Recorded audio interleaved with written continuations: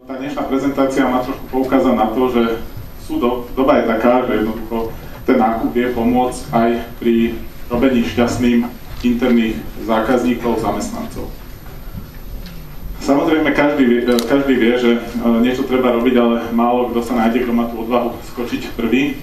My veríme v to, že vlastne nákupné oddelenie alebo procurementy tých spoločností, ktorých zástupcov tu dnes máme, ktorí tu sedia, sú veľkí natoľko, že tá ich vyjednávacia pozícia je voči dodávateľom pomerne silná a pri troche snahy aj zo strany dodávateľa, zo strany nákupcu nie je problém vyjednať zľavy alebo vyjednať cenu, ktorá je výhodná nielen pre firmu, ale tá daná komodita sa dá použiť aj pre zamestnanca, pre jeho vlastný užitok, pre jeho vlastný benefit.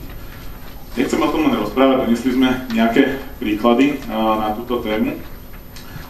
Tá nosná myšlienka je tá, že tá situácia môže byť win-win, že nemusím byť ten zlý nákupca, ktorý nedovolí kúpiť internému zákazníkovi ten mobil alebo ten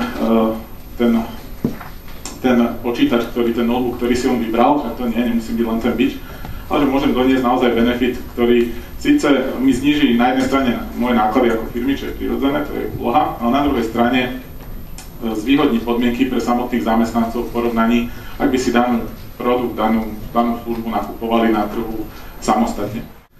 Podstatné je to, že to musí byť naozaj win-win, aby ten zamestnanec nepripomínal toto dieťa.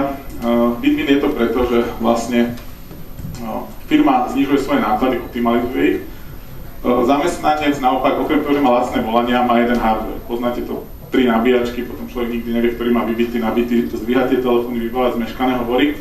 A v neposlednom rade pre firmu dostupnosť toho zamestnanca. Znamená to aj to, že proste cez víkend alebo večer ten jeden telefón asi je vyššia šanca, že ho zdvihnem, ako ten druhý firemný, ktorý je hlboko zašitý cez víkend doma. Ja som sa ešte chcel spýtať, ono je to zamerané predovšetkým na úspory.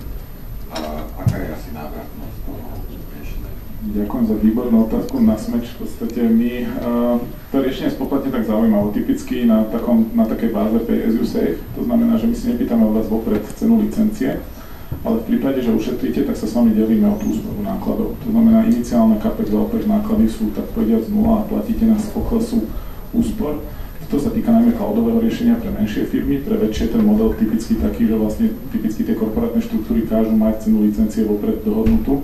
Čiže tam ideme veľmi podobným spôsobom, na reálnych dátach odhadneme cenu, odhadneme tie úspory, ktoré sa dajú spraviť a od toho odvinieme cenu licencie ako nejaké pomerové číslo z toho, čo spolu dokážeme ušetriť. Čiže na úvod nič.